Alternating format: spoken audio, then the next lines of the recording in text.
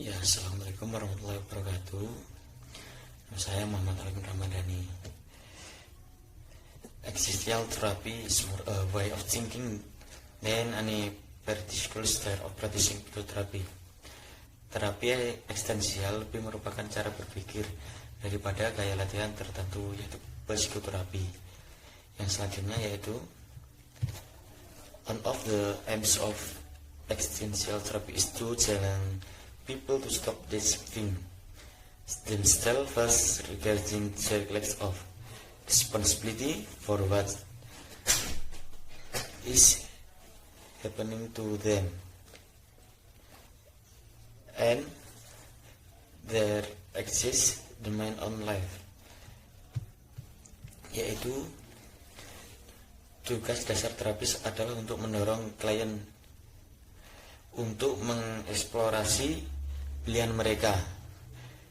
Kita tidak harus tetap korban yang pasif dari perilaku kita, melainkan secara sadar dapat menjadikan arsitek dari kehidupan kita. Selanjutnya, historical background in philosophy and existentialism. The thinking of existential psychologists and psychiatrists was influenced by a number of philosophers and writers during the 9th century.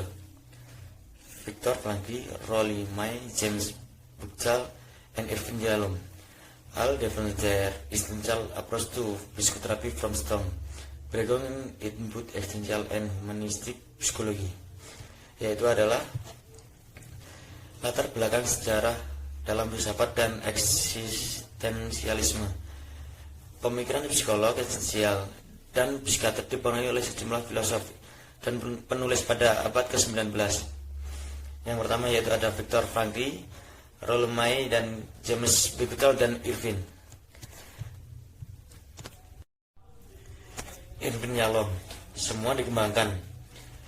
Mereka mendekatkan eksistensial untuk psikoterapi dari latar belakang yang dibuat kedua psikologi, eksistensial dan humanistik. Lebih khusus, ia mengaji pada tema-tema berikut yang kita akan bahas. Yang pertama yaitu dari Kierkegaard, yaitu kecemasan kreatif. Kedua ada putus asa, rasa takut dan ketakutan, rasa bersalah dan ketidakadilan. Dari Nietzsche yaitu ada kematian, bunuh diri, dan kemauan. Dan dari Heidegger yaitu makhluk otentik, peduli, kematian rasa bersalah, tanggung jawab individu, dan isolasi.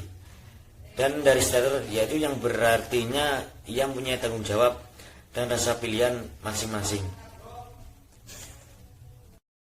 Selanjutnya yaitu key figure in contemporary existential psychotherapy, yaitu tokoh-tokoh dari teoterapi eksistensial. Yang pertama ada Viktor Frankl. Frank mulai mengembangkan pendekatan eksistensial untuk praktek klinis sebelum tahun suram di Nazi, kampung kematian. Pengalamannya juga cukup banyak di sana. Ia menegaskan pandangannya. Frank juga percaya bahwa esensi menjadi manusia terletak pada mencari arti dan tujuan. Kita juga dapat menemukan, yaitu makna yang melalui tindakan dan perbuatan kita dengan mengalami nilai, yaitu seperti cinta atau prestasi melalui kerja dan oleh penderitaan. Yang kedua yaitu ada Rollo May. Menurut May, tantangan yang sebenarnya itu adalah untuk dapat hidup di dunia di mana mereka sendiri dan di mana mereka akhirnya harus menghadapi kematian. Dia juga percaya psikoterapi harus ditunjukkan untuk membantu orang menemukan makna hidup mereka dan harus peduli dengan masalah-masalah yang menjadi acak dengan pemecahan masalah, yaitu jadi menjadi acuan untuk kita menemukan jati diri sendiri kita. Selanjutnya existentialist dan humanis. Existentialist tend to announce the stark realities of human experience, and then reaching often focus on death, anxiety, depression, and isolation. The humanist, in contrast, set the somewhat less and seek provoking passion and more optimistic view that of us a natural potential that we can actually absorb, we can find meaning. Yaitu esensialis cenderung mengakui realitas nyata dari pengalaman manusia, dan tulisan mereka sering berfokus pada kematian, kecemasan, depresi, dan isolasi. Sedangkan kaum humanis yaitu sebaliknya, dia mengambil posisi yang kurang membangkitkan, yaitu membangkitkan kecemasan dan lebih optimis. Mereka melihat bahwa kita masing-masing memiliki potensi, yaitu alami, yang dapat kita realisasikan melalui diri kita sendiri, yaitu kita dapat menemukan makna.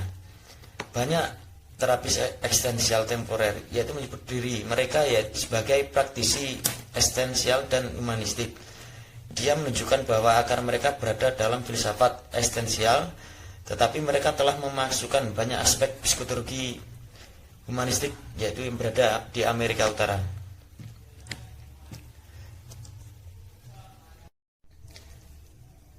Yang lebih jelasnya yaitu pendekatan eksistensial dan berpusat pada orang yang memiliki konsep paralel berkaitan dengan hubungan klien terapis pada inti terapi.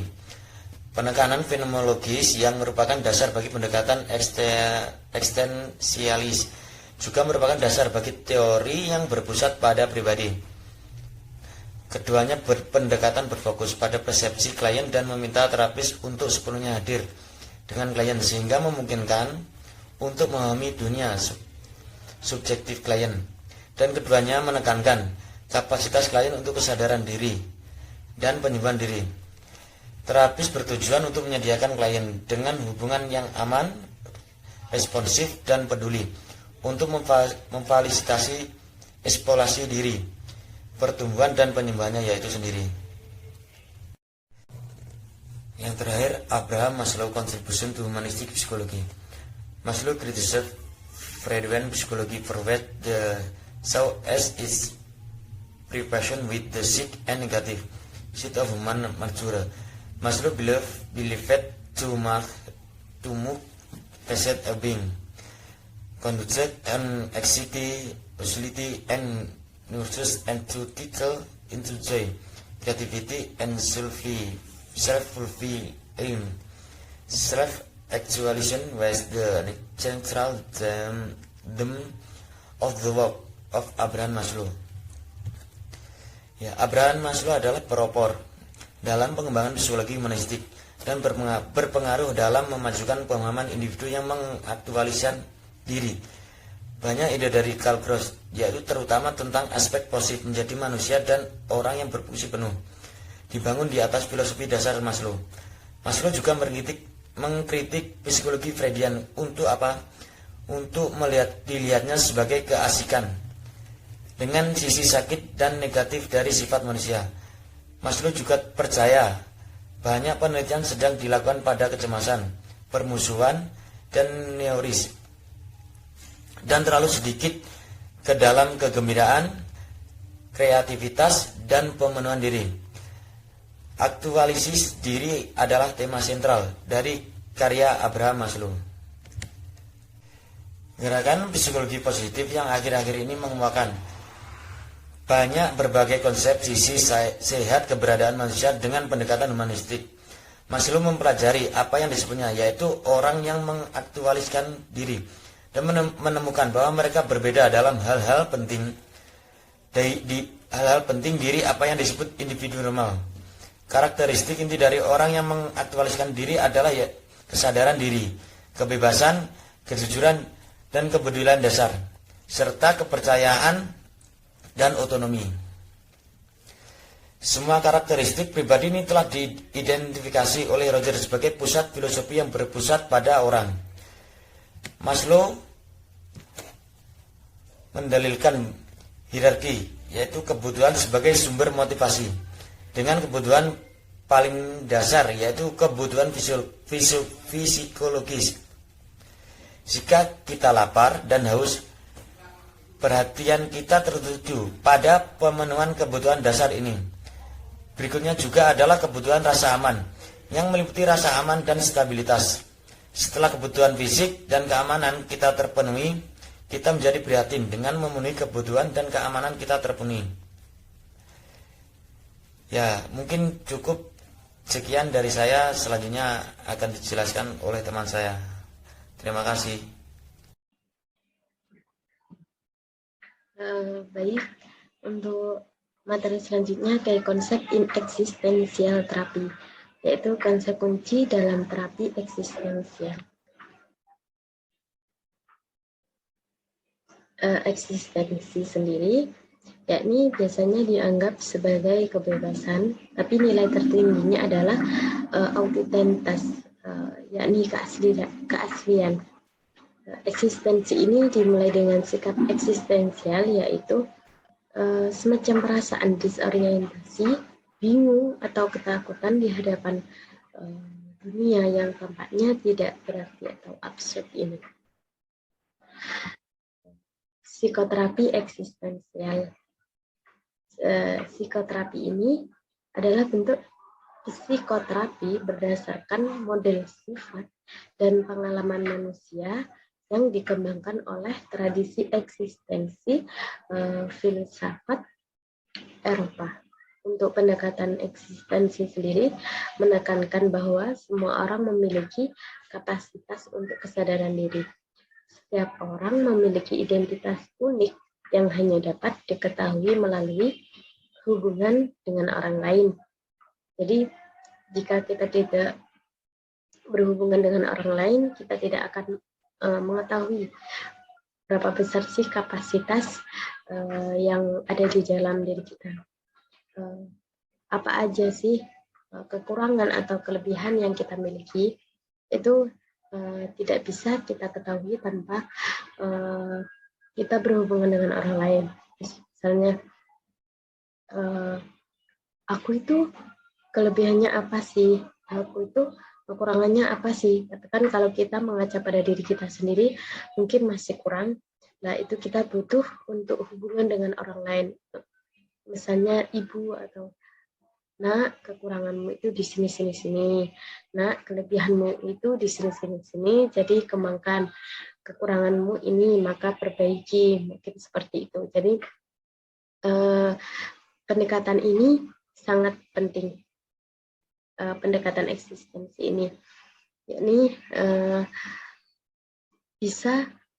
kita bisa mengukur seberapa kapasitas kita dan untuk kesadaran diri kita, seperti itu.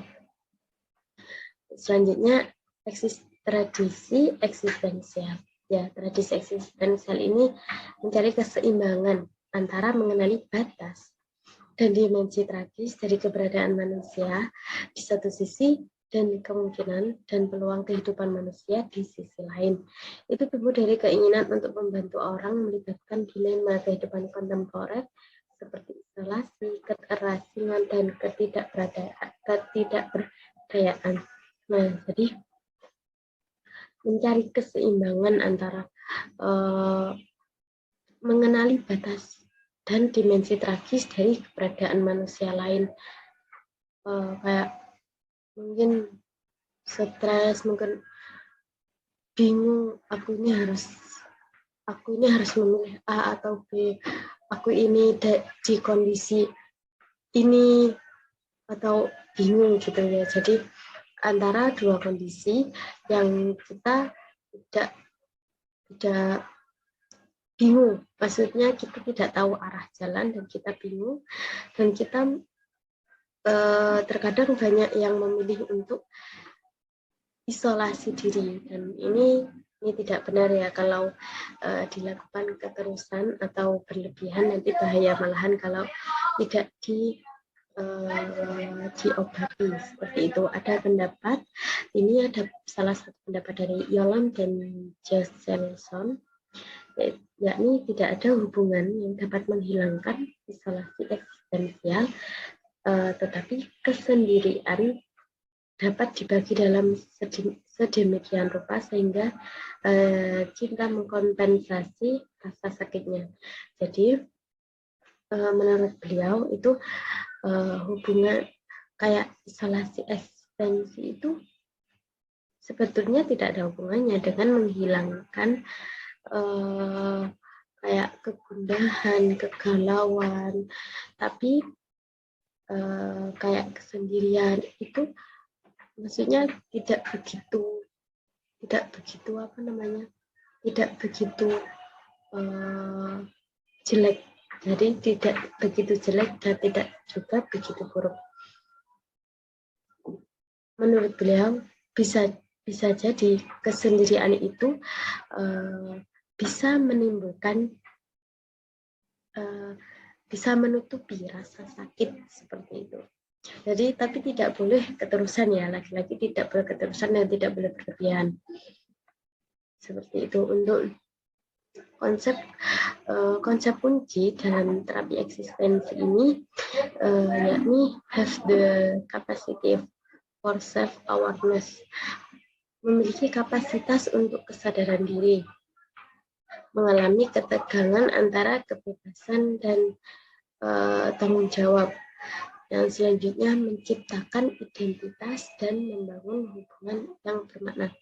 Jadi kita harus membangun hubungan yang bermakna, hubungan yang positif agar kita tidak terbelenggu dan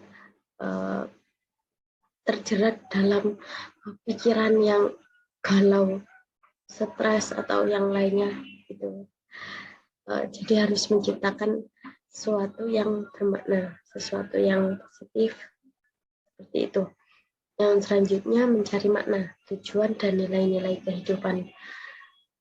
Kayak misal ada orang yang depresi gitu ya, depresi, kehilangan pekerjaan atau yang lainnya. Coba kita mencari makna dan tujuan dari dan nilai-nilai kehidupan ini, terus kita kembangkan, kita olah agar kita tidak terbelenggu dalam pikiran yang merusakkan itu tadi. Yang selanjutnya search for meaning. Selanjutnya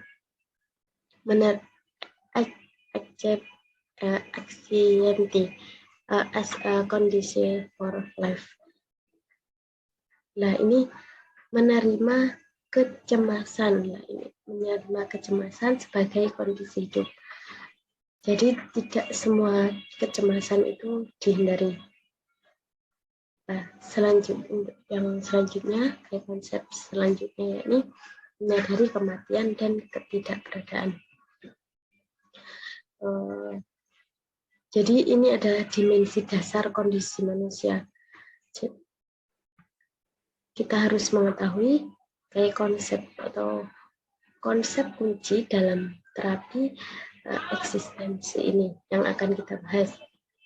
Nah, selanjutnya dimensi of the human condition. Dimensi dasar kondisi manusia, yakni yang pertama kapasitas untuk kesadaran diri. Yang selanjutnya kebebasan, freedom and responsibility, yakni kebebasan dan tanggung jawab. Selanjutnya berjuang untuk identitas dan hubungan dengan orang lain, kayak berjuang untuk kita bisa bermasyarakat, bisa berhubungan dengan orang lain. Selanjutnya pencarian makna. Selanjutnya anxiety as a condition of living, yaitu kecemasan sebagai kondisi hidup. Yang terakhir kesadaran kematian dan ketiadaan. Kesadaran akan kematian dan ketiadaan ini sangat penting ya. Bahkan dalam keimanan kita harus meyakini bahwa kita akan meninggal. Bahkan yang itu kita ingat rukun iman. Rukun iman itu ada 6.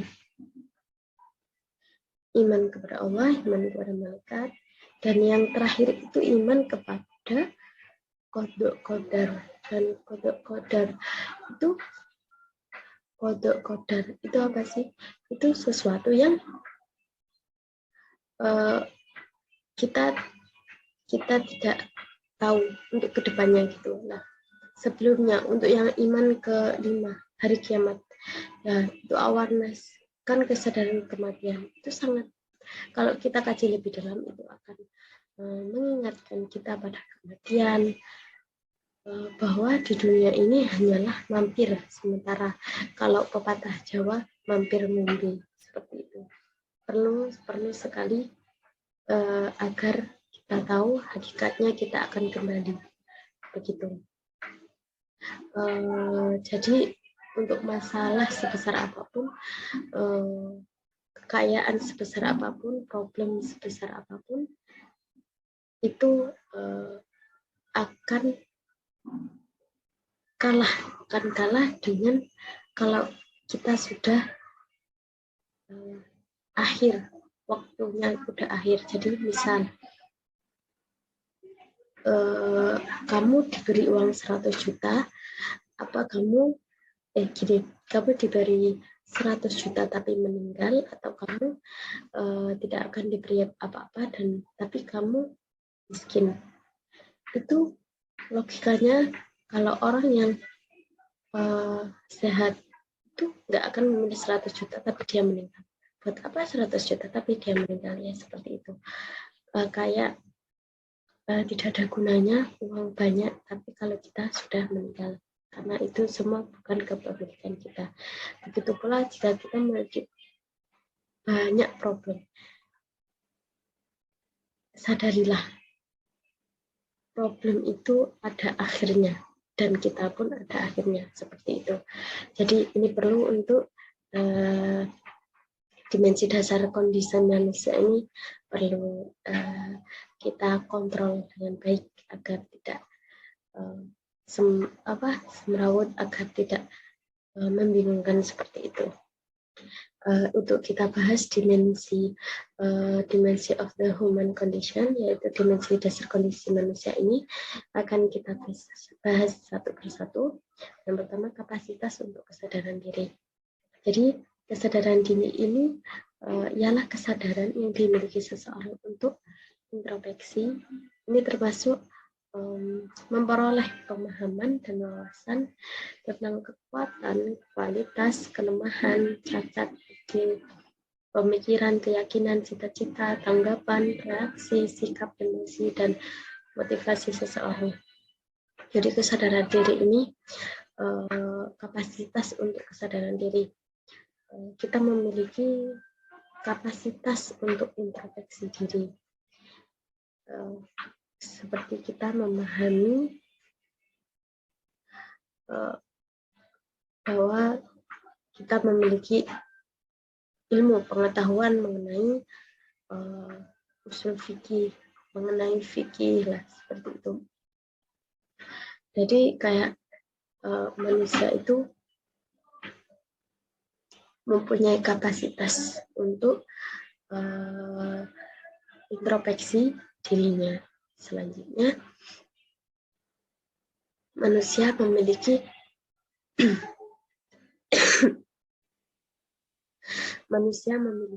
freedom and responsibility, yakni manusia berhak memiliki kebebasan dan tanggung jawab. Setiap manusia mesti memiliki ini, kebebasan dan responsibility.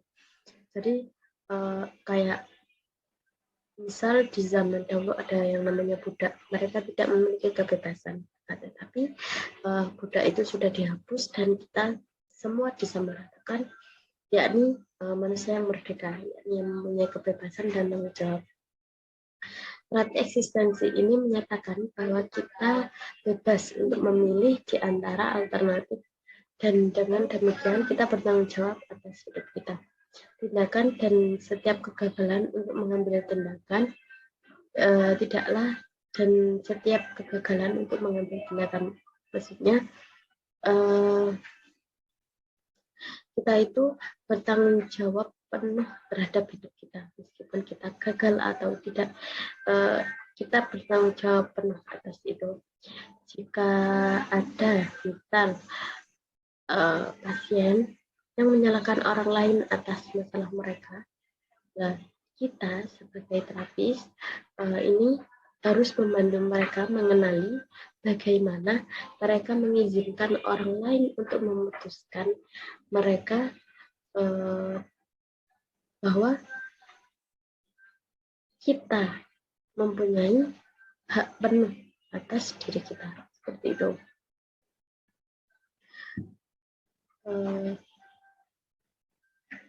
Dalam terapis ini seperti ada orang gitu ya, pasien ini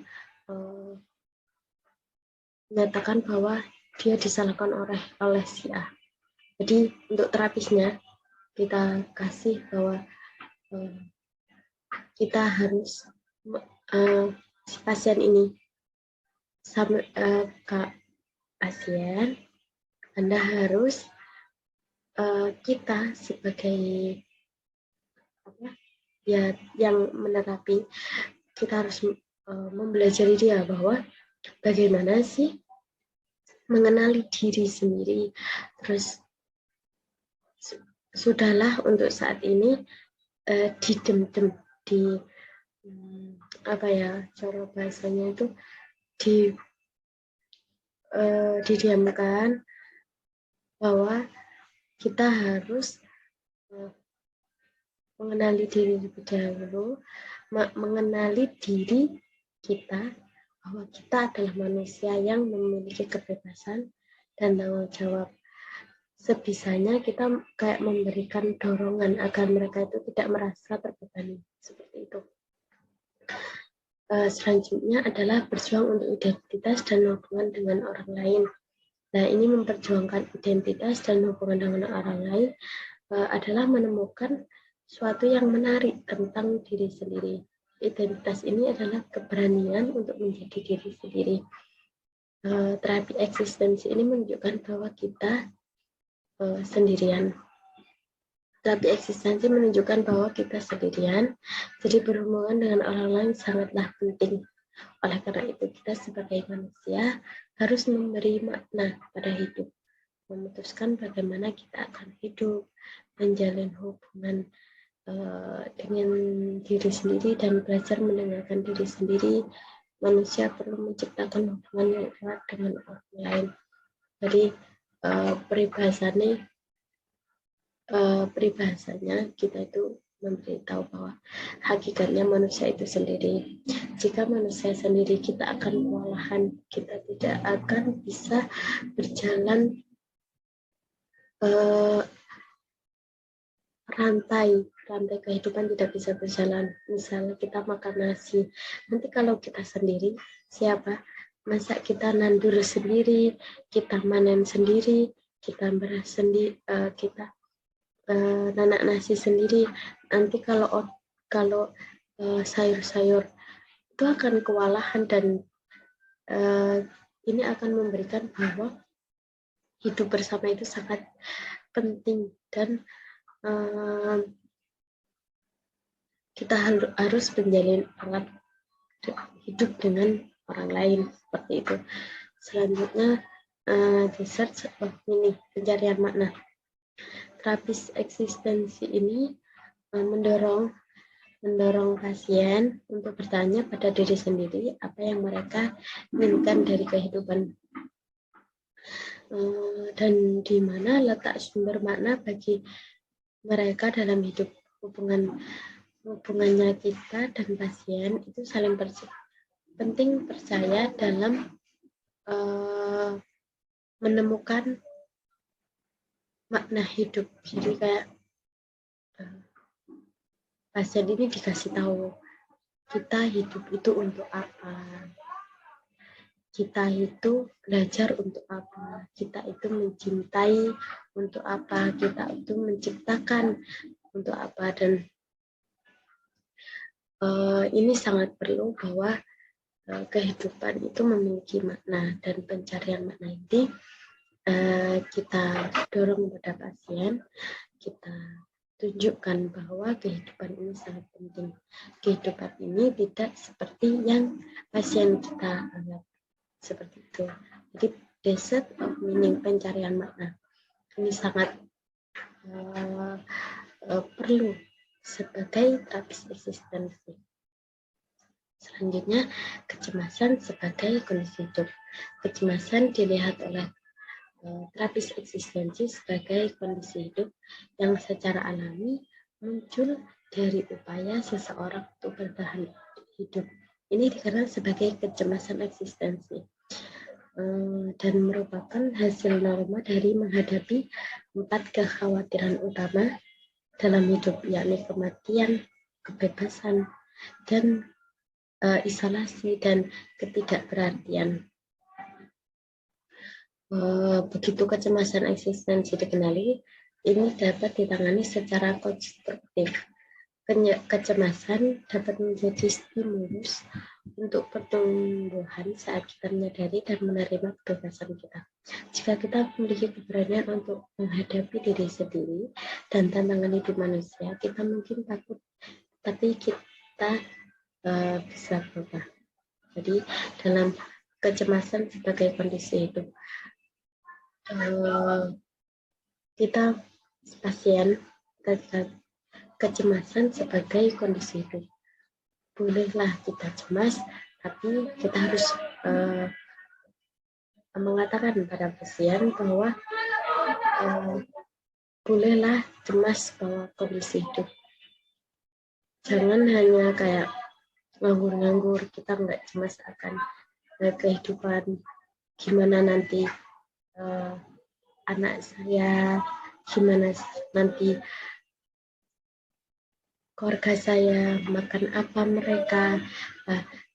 Kita butuh kecemasan sebagai kondisi hidup ini, kayak butuhnya kecemasan ini.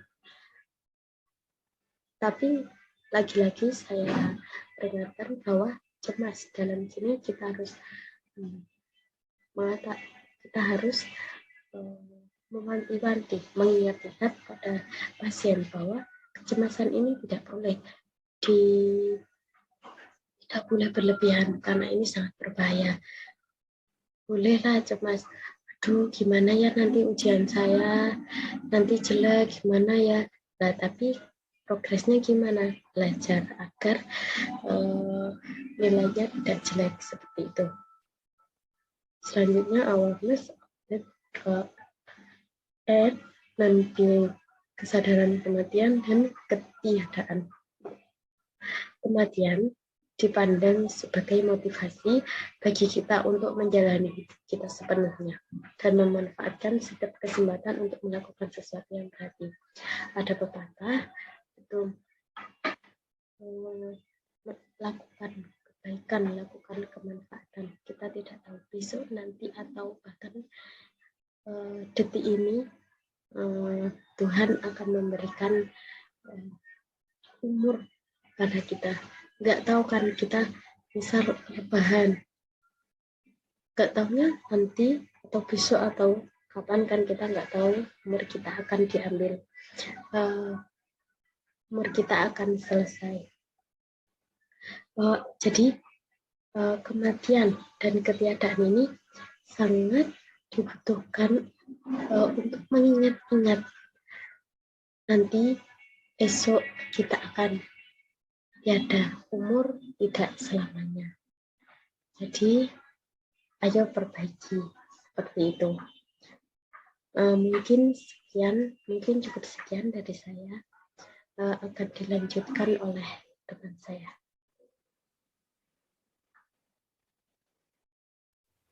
Baiklah, selama beberapa waktu ke depan sesi presentasi akan saya ambil alih.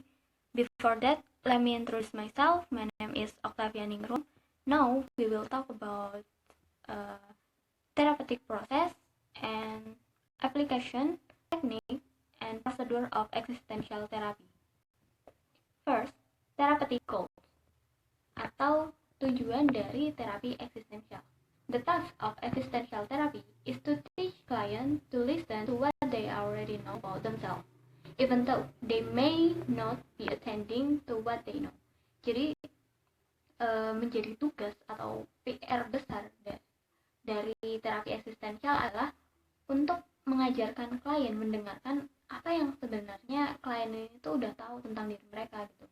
Meskipun sang klien terkadang tidak menyadari ataupun memberikan perhatian terhadap diri mereka sendiri.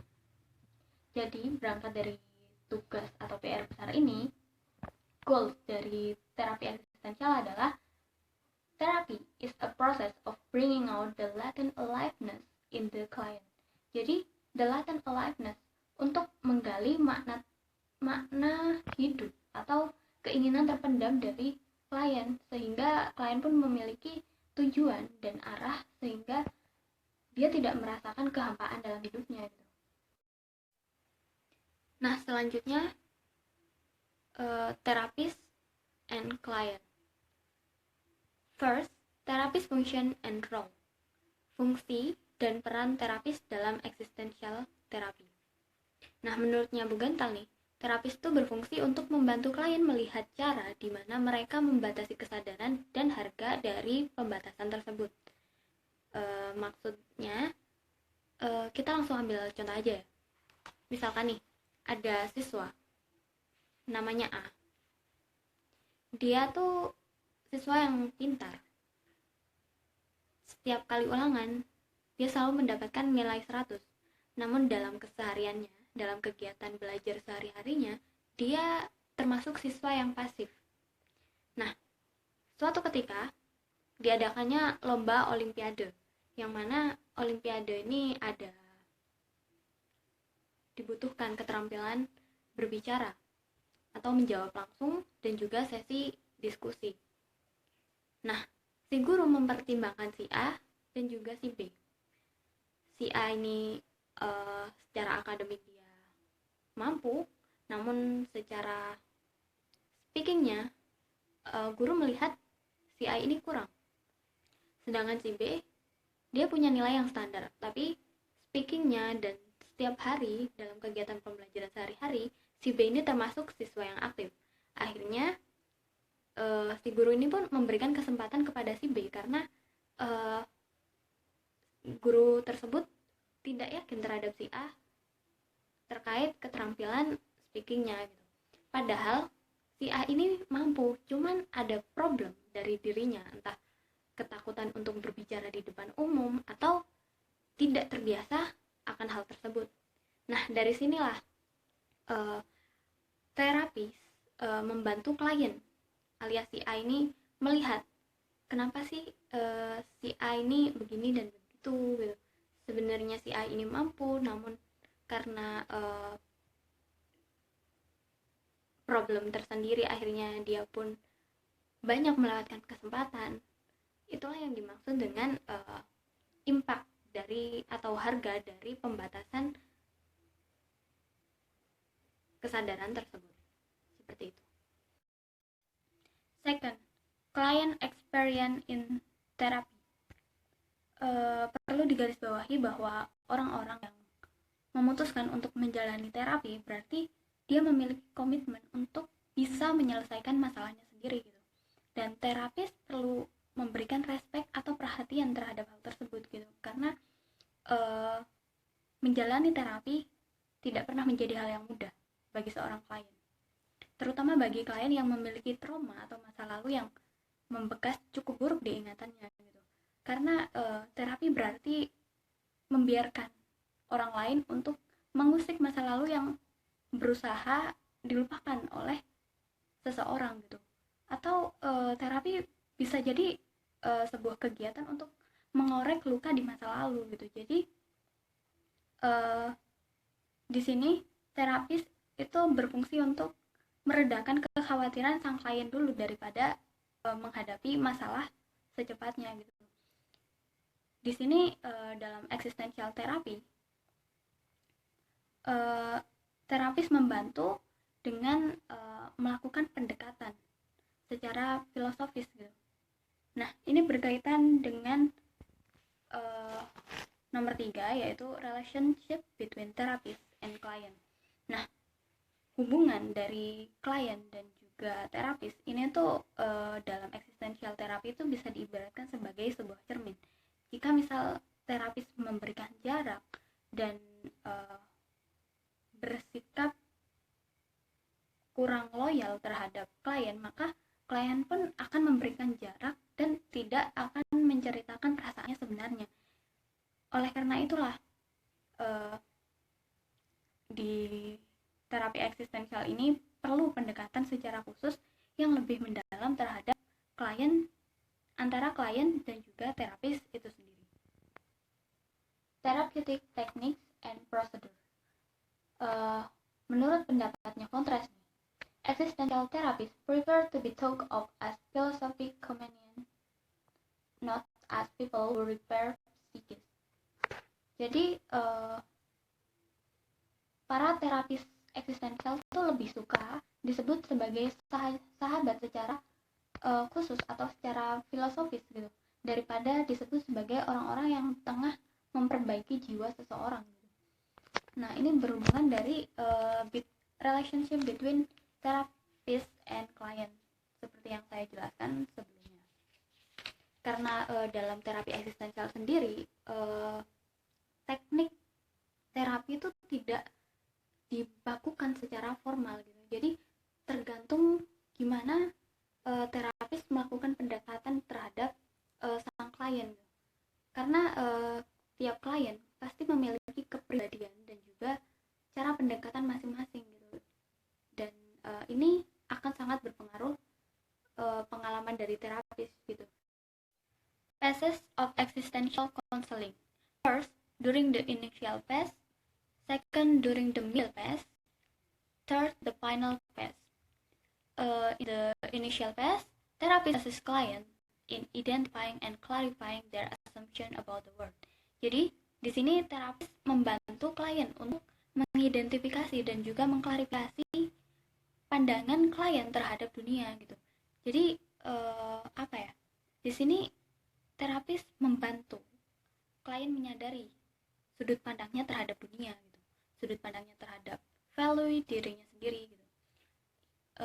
Selanjutnya middle phase atau fase tengah atau fase selanjutnya dari terapi eksistensial, yaitu clients are encouraged to more fully examine the source and authority of their present value system.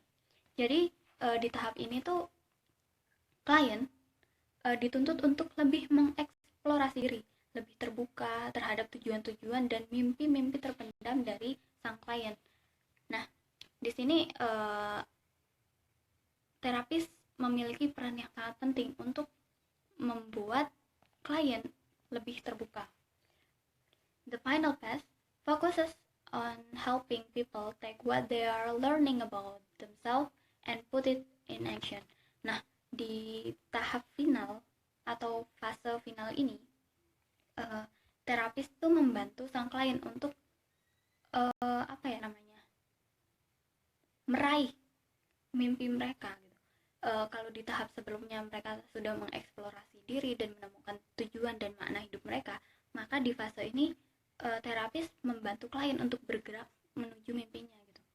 Ibarat kata di fase ini klien bergerak menuju mimpinya, alias praktiknya lah, seperti itu.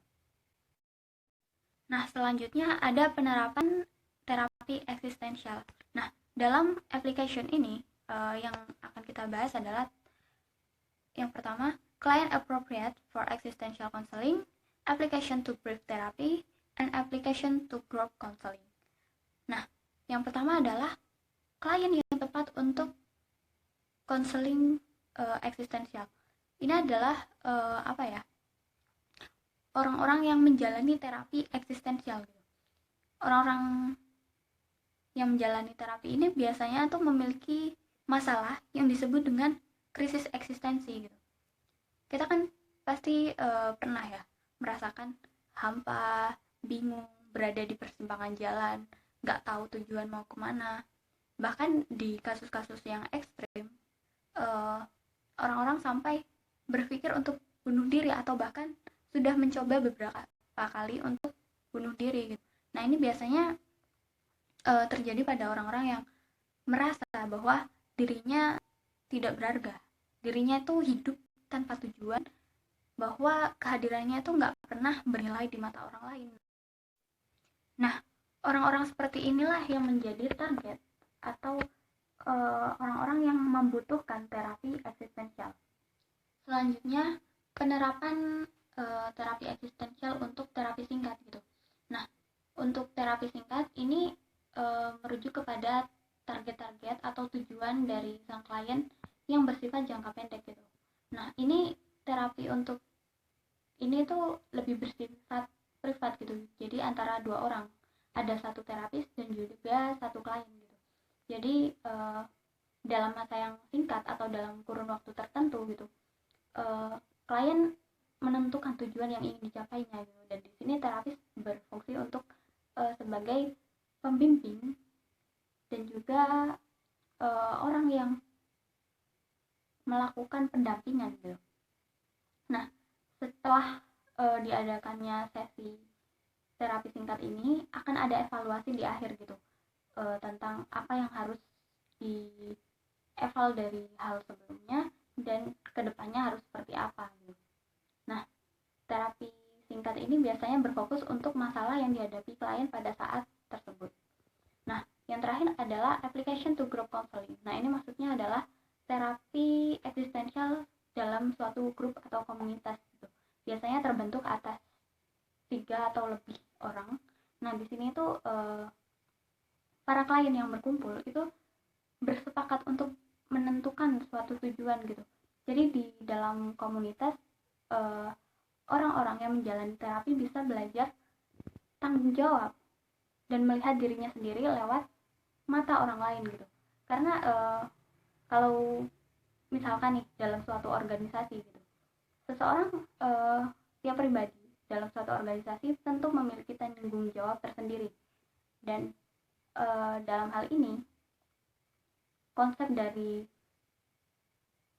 terapi eksistensial itu kurang lebih sama seperti itu gitu. Jadi belajar dari banyak orang, terus juga terbuka terhadap orang-orang di dalam grup tersebut gitu. Nah, pada praktiknya nih, terapi eksistensial yang dalam grup ini lebih mirip pada terjun ke masyarakat gitu. Jadi klien bisa belajar tentang hak dan tanggung jawab terhadap banyak orang gitu. Namun terapi yang bersifat grup ini akan kurang optimal jika klien tidak mau terbuka terhadap teman-teman dalam grupnya itu tersebut. Sekian dari kami, kurang lebihnya mohon maaf. Wassalamualaikum warahmatullahi wabarakatuh.